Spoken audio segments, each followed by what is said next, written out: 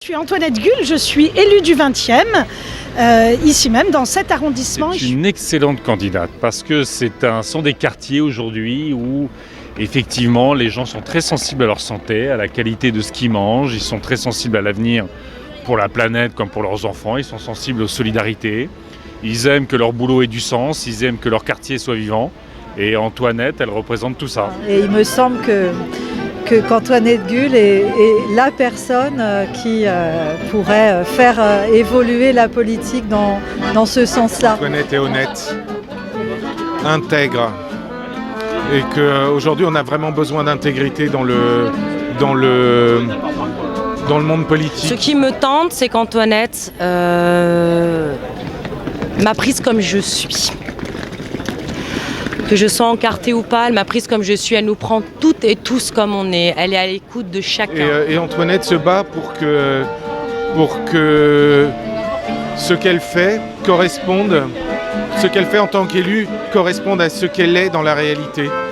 Donc elle est au service de l'autre, des autres. Ça permet à chacun de donner un maximum de son potentiel de créativité. Je pense qu'aujourd'hui, nous avons besoin et nous allons avoir besoin dans les mois à venir d'avoir des députés écologistes pour défendre l'écologie au Parlement et à l'Assemblée nationale en particulier. Et donc je compte sur tous les citoyens du 20e qui sont très sensibles à l'écologie. Antoinette s'entoure de personnes comme elle. Si tu vois comment on est, c'est comment elle est en fait. Et elle a ce côté politique qui est dynamique, qui nous fait du bien et qui nous manque.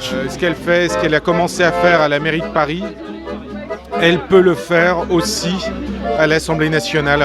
Ça serait vachement bien d'avoir une élue comme elle. Un député s'inspire de sa circonscription, mais c'est un député national. Il ne faut jamais oublier le sens de l'intérêt général national. C'est une chance pour le 20e de l'avoir comme candidate, mais quand elle sera élue pour toute la France et toute la France bénéficiera de ce qu'elle sait faire et ça c'est chouette. Et elle va défendre ce qui est bon pour son quartier.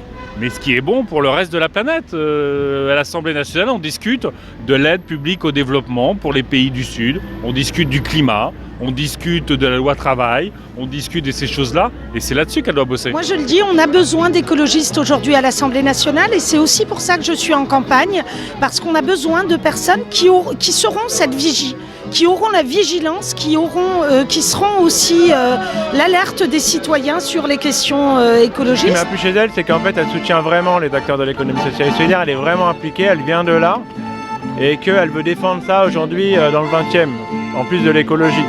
Donc pour moi, c'est pas de la politique, c'est de l'action locale concrète. Elle défend son programme en 4 points, en gros, c'est l'alimentation, l'environnement, le travail, et le respect de tous. Donc bien sûr, moi je suis tout à fait dans cette dynamique. Moi ce que j'aime c'est justement être là dans des événements où on est avec les gens du quartier, on discute vraiment, on est là pour comprendre ce qui ne va pas et essayer de mener en haut des choses essentielles qui pourraient améliorer la vie des gens et développer la France. Voilà.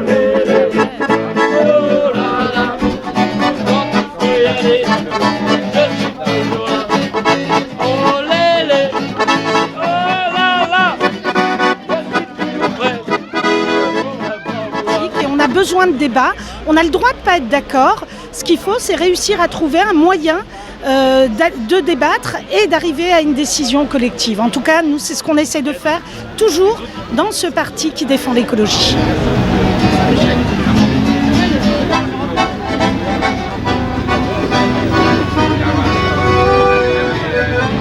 Début de son mandat à la mairie de Paris, montrer qu'elle était sur le terrain, qu'elle pouvait faire avancer l'économie sociale et solidaire et que c'était, on va dire, une amplificatrice de toute cette innovation sociale sur le territoire de Paris. Donc je suis à ses côtés pour ça. La France, elle a besoin d'écologie, c'est-à-dire qu'aujourd'hui l'écologie est totalement noyée, soit chez Macron, soit chez les socialistes, voire la France insoumise. Mais l'écologie, ça reste un truc à part. Il y a plein de dimensions qui ne sont pas du tout intégrées, comme la non-violence, comme la relation particulière à l'environnement, tous ces trucs-là, ça n'existe pas chez les autres. Pour eux, c'est un complément d'âme. On a besoin d'horizontaliser la démocratie. qu'on enlève toutes ces strates, ces représentations, que le citoyen reprenne du pouvoir. Et justement, je pense que c'est ce qui lui fera redonner confiance à la démocratie et au fait qu'il a une capacité d'agir. Avec Macron et Mélenchon, on a l'exemple typique du gouvernement pyramidal. Ce qui me choque chez Jean-Luc, c'est quand il est député européen et qu'il ne fait pas son mandat de député européen. Ça, c'est choquant parce qu'il y a un mandat et qu'il n'est pas là à Bruxelles pour faire le boulot. Jean-Luc Mélenchon à Marseille, donc voilà, il représente la France, comme si Marseille c'était la France, comme si toutes les villes étaient identiques. Il est encore, il est encore dans un système très patriarcal, très autoritaire, qui n'est pas forcément l'idée d'une société, qui est dans l'équité. Il défend quand même une sorte de démocratie directe, mais qui est très, on va dire, elle est très trotskiste.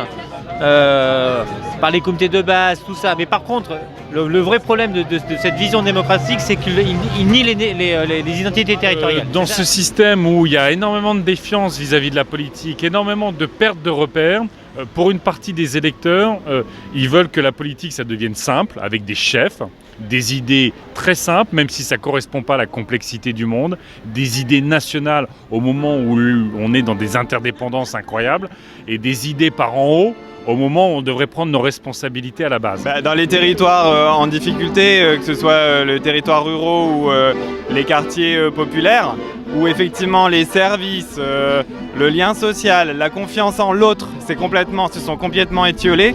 Le fait, par la preuve, qu'on leur démontre qu'il y a encore de l'espoir, c'est extrêmement important. Et je pense que c'est ça la vraie solution au vote Front National.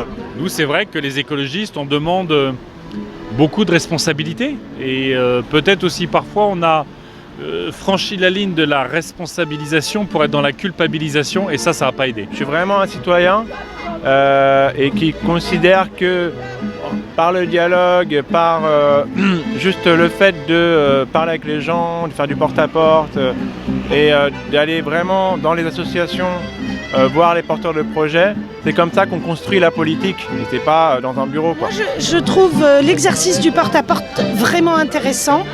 Et je le trouve vraiment intéressant parce qu'on se rend compte aussi de ce qui se passe dans les appartements et quelquefois aussi de la grande solitude des gens où ils nous ouvrent en disant « ça me fait plaisir, c'est la première fois cette semaine qu'on frappe à ma porte ».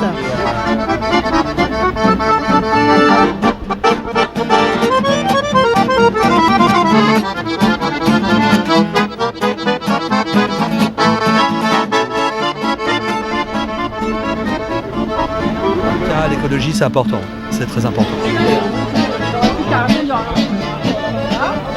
Parce qu'elle connaît vraiment les sujets dont elle parle et que c'est pas si fréquent et qu'en plus c'est une vraie spécialiste de l'ESS, il n'y a qu'à voir tous les gens qui sont là et c'est ça qui va créer des emplois dans lesquels on est bien, des emplois qui se délocalisent pas et des emplois qui font du bien à la société, qui sont utiles. Donc voilà pourquoi c'est elle qu'il faut élire. Voilà, ma conception de la politique et y compris de la manière dont on fait de la politique, c'est de faire en sorte qu'elle vienne des habitants, qu'elle vienne des acteurs associatifs, qu'elle vienne aussi des entreprises et des entreprises sociales. Et donc c'est de co-construire, c'est pas d'arriver en disant moi je sais exactement ce qu'il faut faire, etc. Non, c'est de co-construire avec les gens pour pouvoir être fort et porter un projet collectif. Et les idées d'Antoinette, c'est le fait que l'écologie et la protection environnementale est source d'innovation, est source d'emploi. Voilà, on connaît tous le scénario Négawatt, tout ce qui est énergie renouvelable, c'est à peu près 600 000 emplois potentiels en France. Et au fond, notre boulot, c'est que tout ce qui va bien pour la société, l'économie sociale et solidaire, le bio, les énergies renouvelables, les conseils d'école, tout ce qui va bien, ça va devenir au cœur des politiques publiques plutôt qu'être aujourd'hui à la marge. Et même ici, là, aujourd'hui, quand les gens passent, ils nous disent on est content de pouvoir faire de la politique et parler politique sur l'espace public, sur la place du quartier. Et c'est peut-être ça aussi qu'on a perdu ces dernières années, à trop professionnaliser la politique. C'est qu'on a oublié en fait que ça concernait tout le monde, tout à chacun et qui pouvait faire partie du débat politique. Moi, c'est ce que j'essaye aussi de recréer en faisant ces formes d'événements populaires, mais où on parle politique.